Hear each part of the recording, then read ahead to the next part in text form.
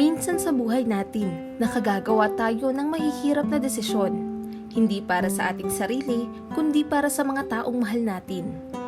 Sa videong ito ay masasaksihan natin ang kwento na siguradong kapupulutan natin ng aral at inspirasyon. Kaya naman, inaanyayahan ko kayong manood hanggang sa dulo ng videong ito.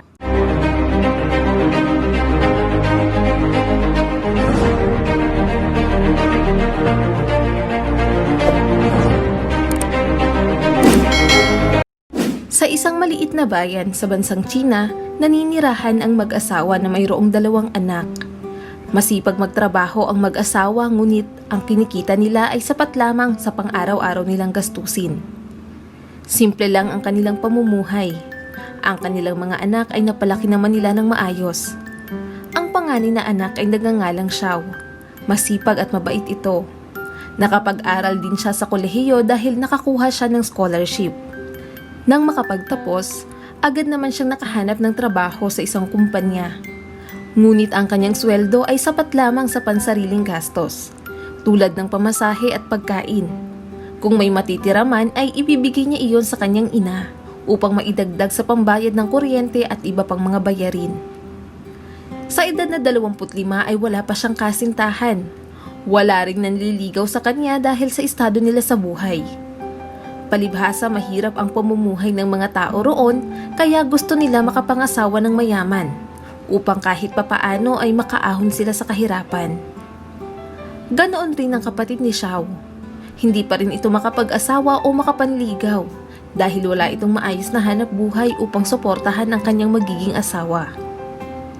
Subalit isang araw, nagulat ang mga magulang ni Xiao dahil may dumating na isang matandang lalaki sa kanilang tahanan. Sakay ng isang magarang sasakyan. Nasa 60 taong gulang na ito at halatang mayaman. Inalok niya ang mga magulang ng dalaga at ayon rito, papakasalan niya raw ang kanilang anak. Tatanawin niya raw na malaking utang na loob ang pagpayag ng mga ito. At bilang kapalit, bibigyan niya ito ng sapat na pera upang guminhawa ang kanilang buhay. Napag-alaman ng kanyang mga magulang na isa pala siya sa pinakamayamang negosyante sa syudad. Matapos ang naging pahayag ng matanda ay umalis na ito agad at sinabing babalik na lamang sila sa susunod na araw upang malaman ang kanilang desisyon. Dahil sa mga pangyayari ay hindi alam ng mag-asawa ang kanilang gagawin. Mahirap at masakit para sa kanila na ipakasal ang kanilang anak sa isang matanda dahil lamang sa yaman nito. Nais din nilang malaman ang desisyon ng kanilang anak kung kaya't tinawagan nila si Xiao. Ikinuwento nila ang buong pangyayari maging ang alok ng matanda. Nang malaman ni Xiao ang edad ng lalaki ay nalungkot ito. Mahirap para sa kanya na tanggapin ang alok nito, ngunit dahil gusto niyang guminhawa ang buhay ng kanyang mga magulang kaya pinili niya na lamang pakasalan ang matanda. Iniisip ni Xiao na araw-araw nagbibilad sa init ng araw ang kanyang mga magulang sa sakahan upang matustusan ang kanilang mga pangangailangan. Napakaraming sakripisyo na ang ginawa nito para sa kanilang magkapatid, kaya panahon naman para suklian niya ang mga ito. At isa sa nakikita niyang solusyon upang mabago ang kanilang buhay ay ang mapangasawa ang matanda. Bukod pa roon, maaari nang makapag-asawa ang kanyang kapatid dahil siguradong ang mga babae na ang lalapit sa kanya kapag gumanda na ang kanilang buhay. Subalit kahit iyon ang iniisip ni Xiao ay hindi niya pa rin maiwasang umiyak, lalo na ang araw bago sila magkita ng matanda. Nang dumating ang takdang araw ng pagkikita ni Xiao at ng kanyang mapapangasawa, ay kaba at takot ang kanyang nararamdaman. Kitang-kita ang kulubot sa mukha nito at halos makuba na sa kanyang katandaan. Naging maayos naman ang kanilang unang pagkikita. Dahil pumayag siya sa alok nito kaya kaagad rin nilang napagpasyahan kung kailan sila mag-iisang dibdib. At gusto nila ay sa lalong madaling panahon. At upang maging maayos ang selebrasyon, halos araw-araw nagpupunta ang matanda sa bahay nila upang pag-usapan kung ano pa ang mga dapat gawin at sino-sino pa ang mga gusto nilang imbitahin. Unti-unti na rin nasasanay si Xiao na kasama ang matanda. Napapaisip rin ang dalaga dahil ni minsan hindi siya tinabihan nito. Palagi lamang itong nakaupo malayo sa kanya. Natutuwa rin siya rito dahil mahilig itong magbasa at aktibo pa rin sa kabila ng kanyang edad. Napakabuti ng matanda kay Xiao. Nirerespeto niya ito at talagang mabait, hindi lamang sa kanya kundi sa lahat ng tao na kanilang nakakasalamuha. Ilang araw bago ang kasal ay naramdaman ni Xiao na para bang nahuhulog na ang loob niya rito. Hindi na rin siya nakakaramdam ng kaba o takot sa matanda. Naging masayahin na rin siya kapag kasama niya ito. Iniisip na lang ni Xiao na oo, hindi na bata ang kanyang mapapangasawa. Ngunit matalino ito, maalaga, may respeto at higit sa lahat ay mayaman. Handa rin itong tulungan ang kanyang pamilya na makaahon sa kahirapan kaya wala na siyang mahihiling pa.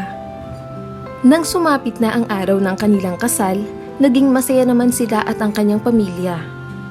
Kinagabihan, dinala siya ng matanda sa isang mamahaling hotel.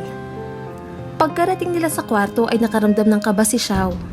Iniisip niya pa lang ang mga bagay na ginagawa ng bagong kasal ay talagang bumibilis na ang tibok ng kanyang puso. Pumasok ang kanyang asawa sa banyo. Subalit, mahigit kalahating oras na ay hindi pa rin ito lumalabas. Nakaramdam ng pag-aalala si Xiao dahil baka may nangyaring hindi maganda rito kaya naman dali-dali siyang tumayo upang tingnan ito. Subalit, hindi niya inaasahan ang kanyang makikita.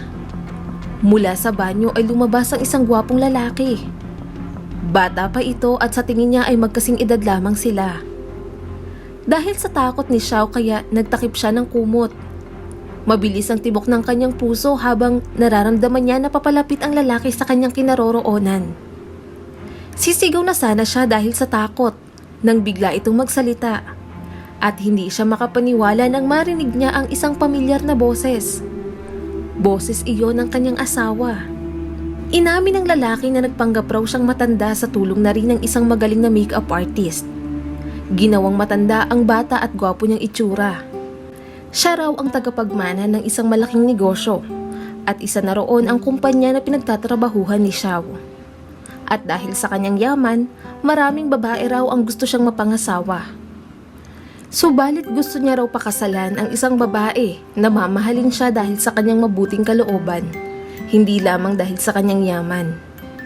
Ngunit, paano niya nga ba nakilala si Xiao? Ayon sa lalaki, noong isang beses na bumisita siya sa kanilang kumpanya ay nakita niya ang isang empleyado. Simple at maganda ito. Doon niya nalaman na Xiao ang pangalan nito, maging ang mga impormasyon tungkol sa kanyang pamilya at tirahan. Dahil nagustuhan niya ito kaya kaagad niya itong inalok ng kasal. Alam niya na noong unang araw, pumayag lamang ito dahil sa kanyang pera. Ngunit sa paglipas ng mga araw ay na-realize niya na may mabuting kalooban ito, maging ang kanyang pamilya. Lalo niya pa raw minahal si Xiao noong mga sandaling nakakausap at nakakasama niya ito. Matapos niya itong ipaliwanag ay kaagad siyang humingi ng paumanhin kay Xiao dahil sa ginawa niya rito. Ipinangako niya rin na mamahalin niya ito at tutuparin ang kanyang mga sinabi sa kanya at sa pamilya nito. Kaagad naman siyang pinatawad ni Xiao nang may ngiti sa mga labi.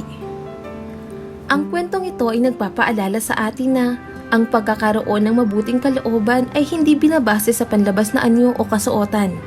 Kaya wag natin husgahan ng isang tao anuman ang itsura nito. Maraming salamat sa patuloy na panonood sa aking munting channel. Kung nagustuhan mo ang videong ito ay huwag mong kalimutang mag-like and subscribe at pakipindot mo na rin ang notification bell para updated ka sa mga susunod nating video.